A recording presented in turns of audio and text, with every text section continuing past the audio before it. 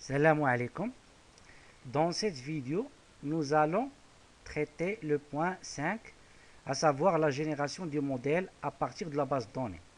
Nous allons utiliser le framework entité en utilisant l'approche database first.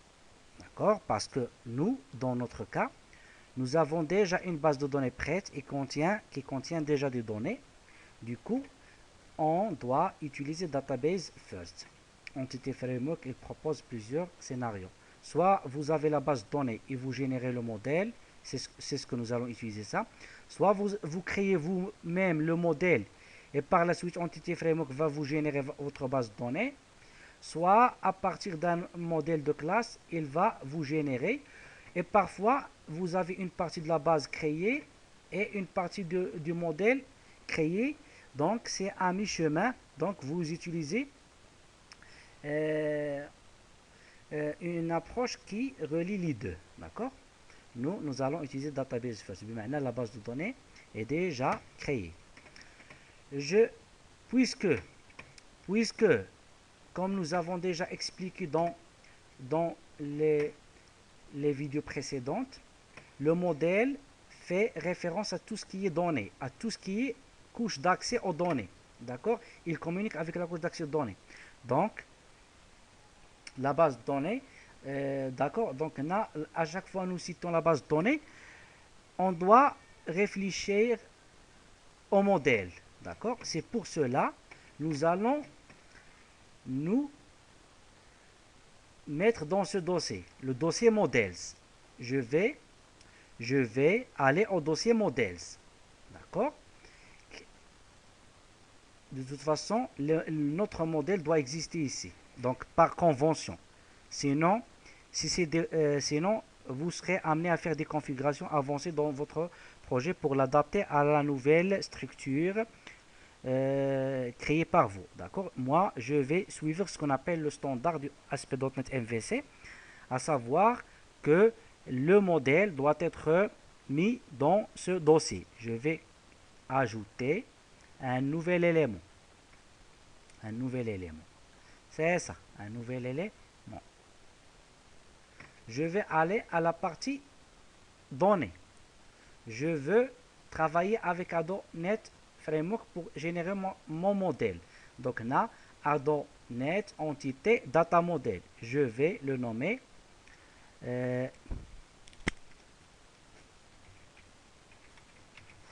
DB Model. Le modèle généré depuis ma base de données. Je vais créer ajouter. Il va me proposer quelle approche je veux suivre. Soit d'un modèle vide en utilisant le designer, soit la base de données est vide et je vais créer le code, le modèle moi-même et par la suite générer la base de données, soit code first à partir de la base de données. Donc là, il inclut les deux situations, les deux scénarios. Moi, la situation dans laquelle je me trouve, c'est que la base de données existe déjà. C'est pour cela que je vais designer mon modèle à partir d'une base de données. Suivant. On doit créer une connexion au serveur de base de données. Moi, je travaille avec la base de données SQL Server. D'accord? C'est le pilote, c'est le driver SQL Client. La machine, c'est le serveur local. J'utilise l'authentification Windows. Je n'ai pas d'authentification propre à ma base de données. Je vais chercher ma base de données. Elle s'appelle, si vous vous rappelez, DB Playlist MVC. DB Playlist MVC. Je vais tester la connexion. A réussi. OK. Ici, une chaîne de connexion. Donc, ça fait partie de ce que nous avons déjà vu ensemble dans l'Ado.NET et puis l'entité framework. Donc, c'est une chaîne de connexion. Il contient toutes les informations nécessaires pour pouvoir se connecter au serveur de base de données et aller directement à la base de données. Il vous propose d'ajouter dans le fichier de configuration webconfig le nom de votre connexion. Ce nom nous sera utile par la suite pour accéder aux données. D'accord? Rappelez-vous de cette couche, la couche d'accès aux données. Mais maintenant, le modèle pour se mettre à jour, elle doit faire appel à une couche d'accès aux données qui va aller chercher les données depuis le serveur de base de données dans notre cas. D'accord? Donc on a ce nom, le nom de la connexion. Nous allons voir que c'est l'objet qui va servir pour créer, pour aller chercher les données. Suivant, donc je vais l'enregistrer pour ne pas l'écrire moi-même. Je vais utiliser la version supérieure du framework 6.x. Donc là, l'assistant me propose quel objet de la base de données je veux inclure dans mon modèle. Moi, je veux inclure tous les objets qui existent actuellement, à savoir les tables. Donc, mettre au pluriel, pourquoi?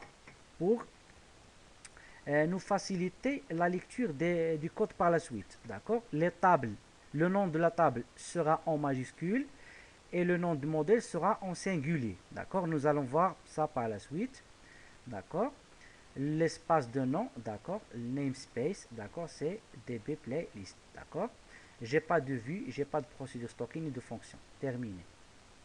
Donc, entité framework s'occupe de la génération du modèle. Donc, il est en train d'écrire du code dans mon application et plus précisément dans le dossier modèles, qui est le dossier par convention censé contenir notre modèle et le modèle de notre application. En fait, c'est l'approche la plus simple. Donc, c'est la plus simple dans la mesure où la base de données existe, bien sûr.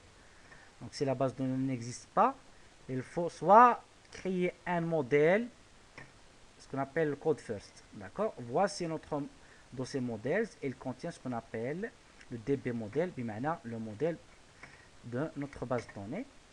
Si nous parcourons ce fichier, nous allons trouver, voici ce qu'on appelle le modèle. D'accord? Nos classes. Regardez. Le modèle, c'est les classes du domaine étudié, du domaine en question. D'accord? Le modèle, donc c'est simplement une classe, d'accord? Il contient un constructeur sans paramètres par défaut. Et par la suite, les getters et setters des champs, d'accord? Un groupe, elle a un ID identifiant et un libellé. Ça, c'est quoi? C'est les stagiaires qui appartiennent au groupe, d'accord? Rappelez-vous, d'accord? Un stagiaire appartient à un groupe. Automatiquement, un groupe contient plusieurs stagiaires. C'est pour cela nous avons ça. Donc, c'est une collection de stagiaires, un ensemble de stagiaires. Donc, ça représente les stagiaires qui appartiennent à un groupe. Nous verrons par la suite stagiaire. Par contre, un stagiaire, voilà, il a un nom. D'accord, pardon. D'accord. Donc là, c'est dans la consultation paramètres pour pouvoir instancer la collection des stagiaires. Un groupe peut être vide, d'accord? Lorsqu'il est créé, un groupe est vide, d'accord?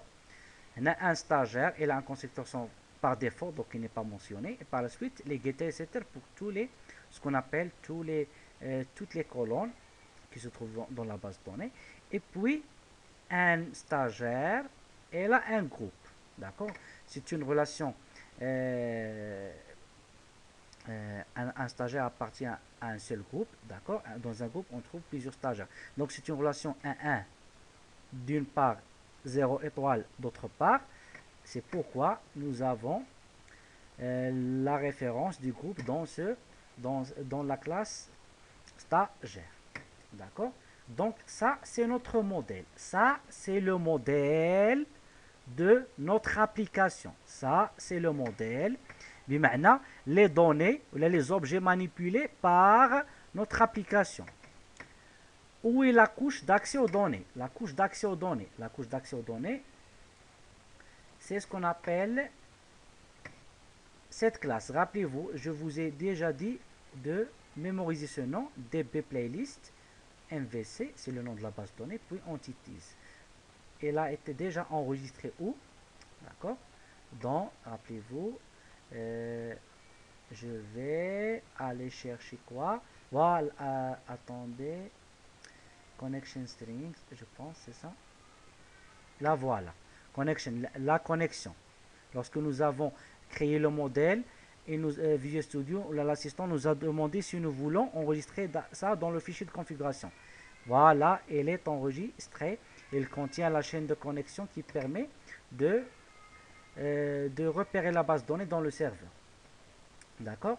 Cet objet, ce qu'on appelle le contexte de la base de données, DB contexte, on l'appelle contexte brièvement, c'est notre base de données. C'est l'objet qui nous permet de communiquer avec notre base de données on verra via link. D'accord? D'accord? Ce qui nous intéresse, c'est qu'elle a deux propriétés. Les groupes et les stagiaires. Ça, c'est les tables. C'est deux.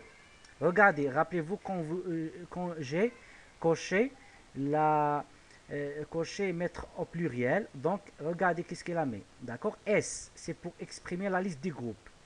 S, c'est pour exprimer la liste des stagiaires. Alors que dans le modèle, il est en singulier. Ça, c'est un seul groupe. Ça, c'est un seul stagiaire. Ça, c'est l'ensemble des groupes. Ça, c'est l'ensemble des stagiaires. D'accord? Ça, on verra que ça représente la liste des groupes. Ça, c'est la liste des stagiaires. D'accord? C'est à travers, c'est en utilisant cet objet, un objet de cette classe, que nous allons pouvoir accéder aux données qui se trouvent dans SQL Server. D'accord? Donc, grâce à Entity Framework, nous avons pu générer toute cette partie. D'accord? Nous avons pu générer toute cette partie. D'accord? Inch'Allah, dans une autre playlist, je vais vous montrer comment utiliser Entity Framework en utilisant l'approche Code First. Maintenant, nous allons partir du code pour générer la base de données par la suite. Autrement dit, il faut créer tout ce code de manière manuelle. Maintenant, nous le créons et lui, il va s'occuper de créer par la suite la base de données. D'accord? Donc, c'était l'objectif de cette vidéo. Nous avons généré le modèle en utilisant l'approche Database First, ce qui a permis de créer les classes qui correspondent aux tables de la base de données et bien sûr créer la couche d'accès aux données, à savoir le contexte. D'accord? On s'arrête ici. À la prochaine vidéo. Inch'Allah.